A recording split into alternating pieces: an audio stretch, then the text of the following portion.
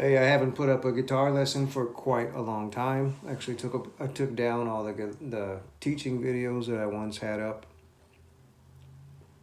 But anyway, to start up, this one is just a real short video about finger exercises, something to help get your hands more acquainted with the guitar and your little finger muscles acquainted with the fingerboard and the strings. Playing a string instrument is kind of a different assignment for your fingers than a lot of other things that you do. So this is a really good exercise right here. What I'm doing right there, I'm just holding the string down with my fingertips and just expanding and contracting. It's a stretch exercise. It's real good. You'll notice it in your fingers. There are a lot of ways you can do it. You can see right here, I'm kind of keeping my first finger planted and scooting up from there. And of course you can keep your pinky finger planted and scoot back from there. You can keep your two middle fingers planted and spread out from there. And of course you want to do that on every string.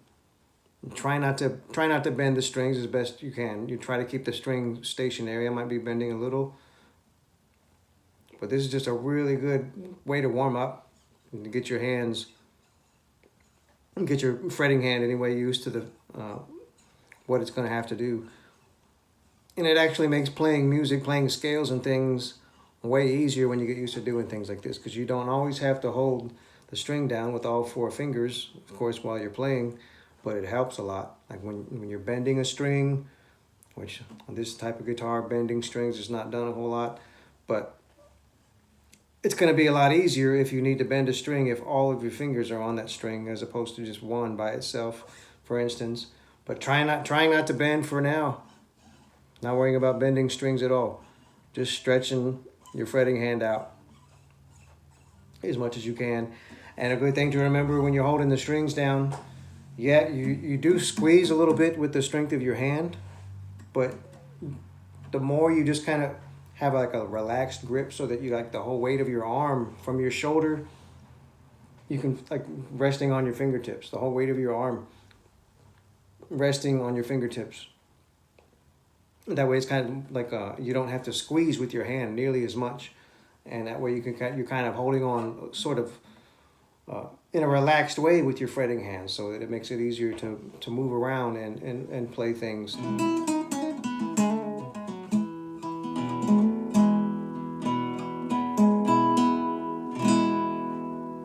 So there's that stretching exercise there, and it's really good to rotate your attention from your right hand to your left hand, your picking hand to your fretting hand.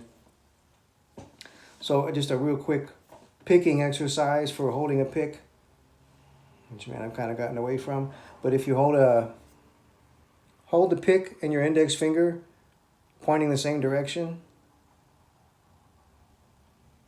I hope you can see that. This pick is a little transparent, but and then just bring your index finger in and bring your thumb over across it so that you have like the smallest amount of the pick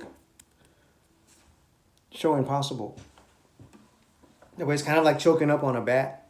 Same principle is that the closer you get to the tip of the pick, the more control you'll have over what you're doing with your picking hand. If you're holding way back here on the wide end of the pick, it's going to be a matter of time before you just drop it. You won't really be able to control what you're doing. But anyway, getting up close to the pick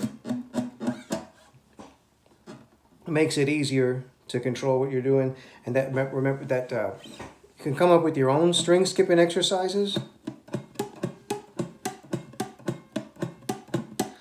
I keep my thumb usually kind of pointed up a little bit so the pick is coming across at a slight angle, so it's not hitting flat, not hitting, but so for instance on the low, but just a good single string exercise is just to let the pick kind of fall through the string and then catch it right on the underside of the string.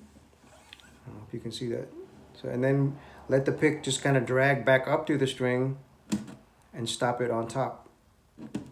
So all you're really doing is going back and forth, but it's just the exercise of just stopping the string as soon as you hit it. Stop it on the top side, stop it on the bottom side, and so on and so forth like that. And then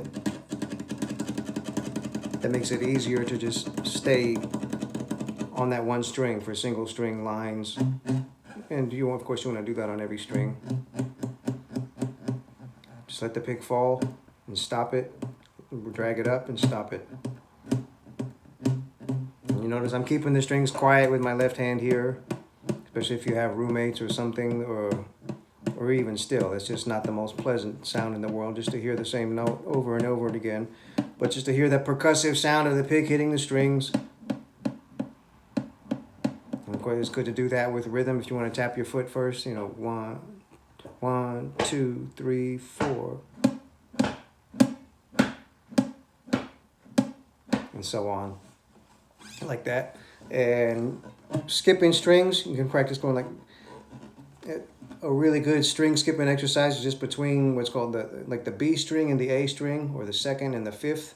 Because that way, if you practice skipping just from the heavy string to the light string, it opens up, you'll be tempted to be sloppy. You kind of just, and you're not really getting much done. But if you practice skipping between the A and the B string, it forces you to be concise with your movement.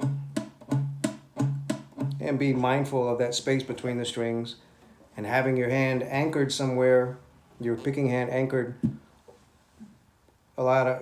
Most of the time, you'll see people anchoring kind of with their pinky, or their pinky and their ring finger on the right hand, just to keep the picking hand stabilized. And it's really good to just practice independent exercise for your picking hand and for your fretting hand like that. So you kind of rotate your attention between your right and left hand. And something I've noticed when I was giving lessons, a lot of people, and I struggled with for a long time, people told me I needed to work on my picking. And that would frustrate me because I thought that I was making more progress than I was. But your picking hand is where all of your rhythm comes from. It's where all your control comes from. That's where all your accuracy comes from. That's why playing right-handed means whatever hand you're strumming with. Or if you're left-handed, your left hand is dominant. That means the hand that you're picking the notes with is dominant, because that's where all the control is coming from. So it's just really good. You can make up your own percussive exercises to keep up in time. You know, just strumming parts like the bass strings and then the treble.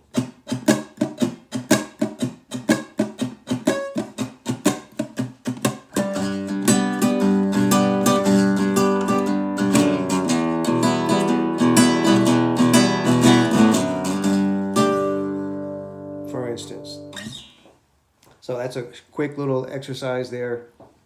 I'm just helping to exercises to help your hands just get acquainted with how the guitar works.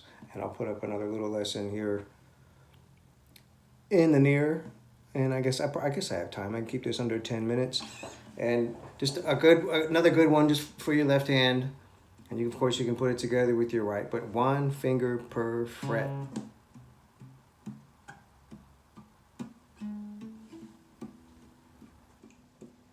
One finger per fret, 1 finger per fret. You're not always going to have your fingers spaced out that much. Sometimes you might need to spread them out more. For some chords, they'll be all scrunched up. Like I'm playing a 7th chord, like the B7 chord, 3 fingers on the same fret.